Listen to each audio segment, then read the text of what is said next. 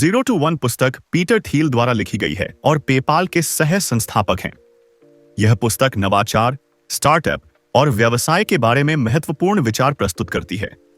Zero to one का मुख्य संदेश यह है कि व्यवसाय और प्रौद्योगिकी में प्रगति केवल प्रतिस्पर्धा के बारे में नहीं होती, बल्कि यह नए और अद्वितीय विचारों और उत्पादों के निर्माण के बारे में है।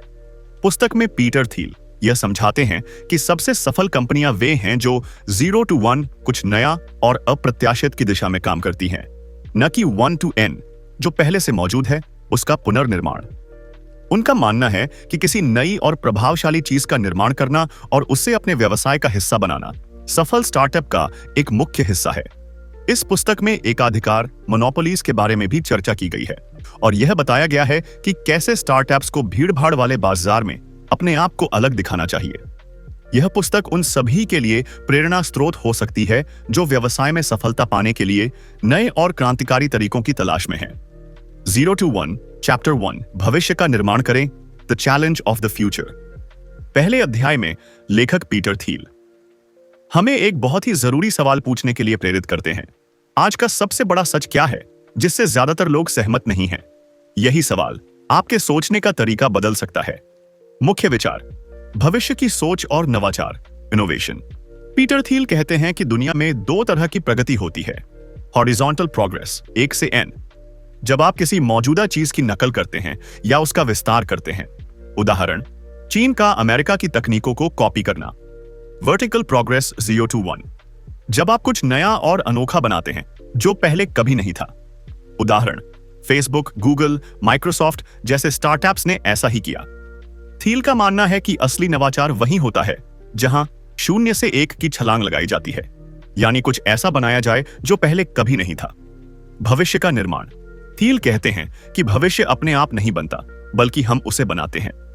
असली सवाल यह है कि हम किस तरह का भविष्य बनाना चाहते हैं। एक ऐसा भविष्य जहां सब कुछ बेहतर होगा, या एक ऐसा भविष्य जहां हम बस दूसरों की कॉपी कर रहे हैं। स्टार्टअप्स का रोल, यह अध्याय यह बताता है कि क्यों स्टार्टअप्स सबसे उपयुक्त माध्यम हैं 0 से 1 वर्ग की सोच को वास्तविकता में बदलने के लिए। क्योंकि स्टार्टअप्स जोखिम लेने को तैयार रहते हैं, नए प्रयोग करते हैं और परंपराओं को चुनौती देते हैं। अगर आप दुनिया को बदलना चाहते हैं तो नकल करना बंद करें और कुछ ऐसा बनाएं जो नया हो, अद्वितीय हो और भविष्य को आकार दे सके। अध्याय 2, .com बबल और उससे मिली सीख।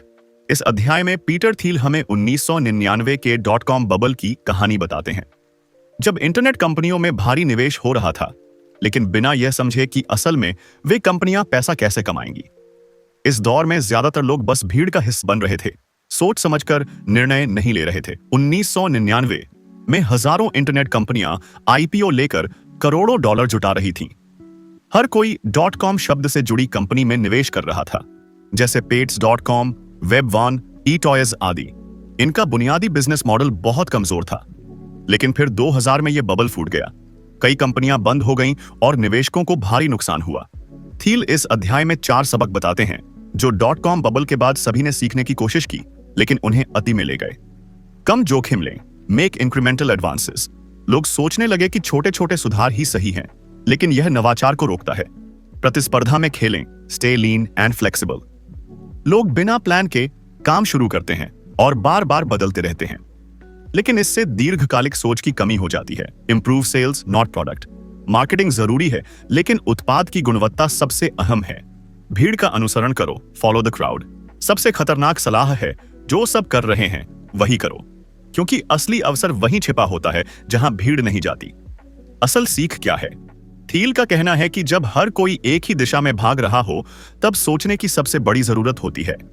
हमें नकल नहीं करनी है, बल्कि खुद सोचकर ऐसा कुछ बनाना है जो अनोखा हो। .com युग की सबसे बड़ी गलती थी बिना समझे भीड़ का अनुसरण करना। असली नवाचार करने के लिए जरूरी है कि आप खुद सोचें, अनोखे रास्ते पर चलें और भीड़ से अलग हटें। अध्याय 3 का सार, सफल कंपनियां एक जैसी नहीं होती। इस अध्याय में पीटर थील हमें बताते हैं कि हर सफल कंपनी अपनी खास वजह से सफल होती है, जबकि असफल कंपनियां एक जैसी गलतियां करती हैं। यह विचार लेखक लेव टॉल्स्टॉय के प्रसिद्ध वाक्य से लिया गया है।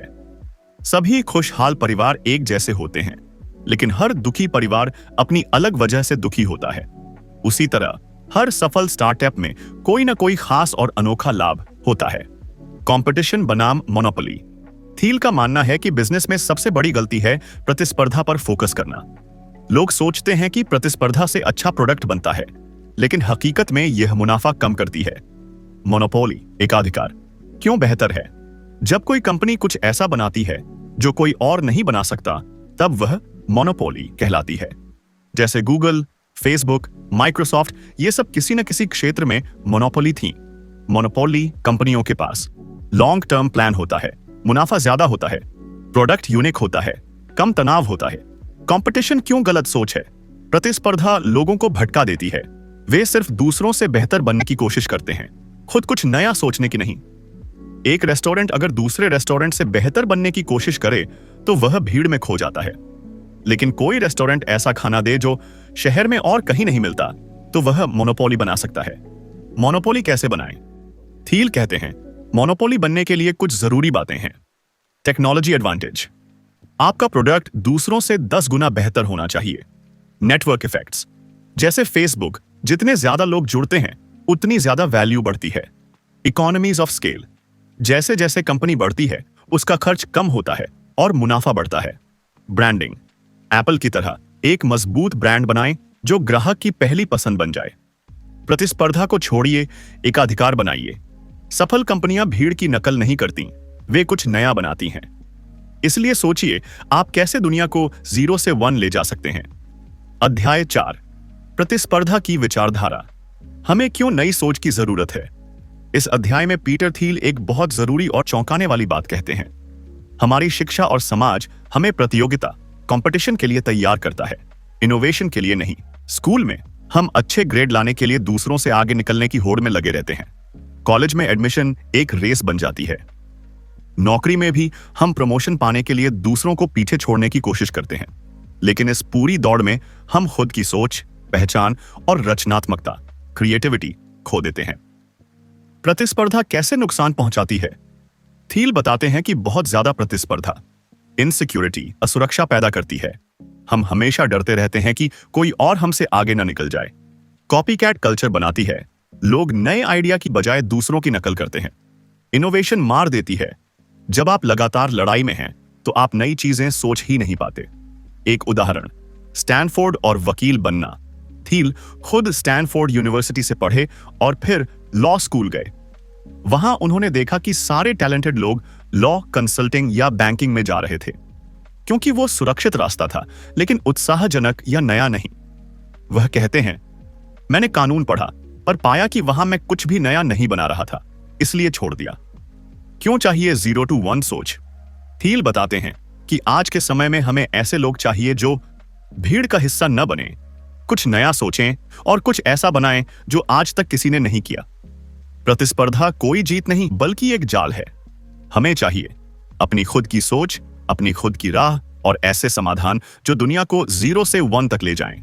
अध्याय 5, मोनोपोली बनाना ही असली बिजनेस है, लास्ट मूवर एडवांटेज।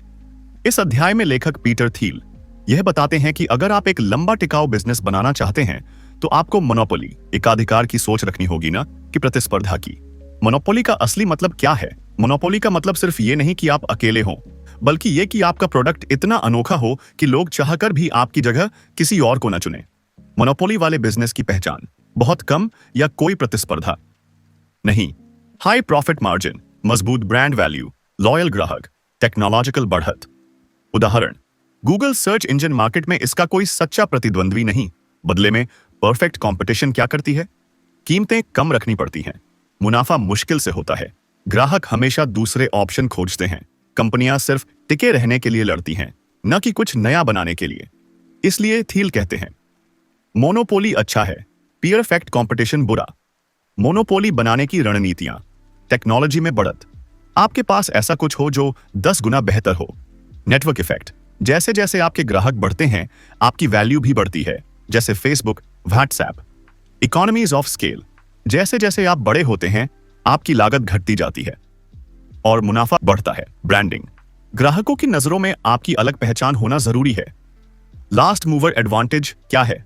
थील कहते हैं, जो सबसे पहले आता है वो नहीं, जो सबसे आखिर में आता है और टिकता है वही जीतता है।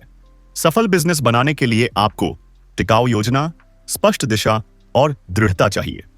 यदि आप सिर्फ कंपेटिटर बनने की सोच रखेंगे तो आप बस लड़ते रहेंगे, लेकिन अगर आप मोनोपोली बनने की सोचेंगे तो आप लंबे समय तक लीडर बन सकते हैं।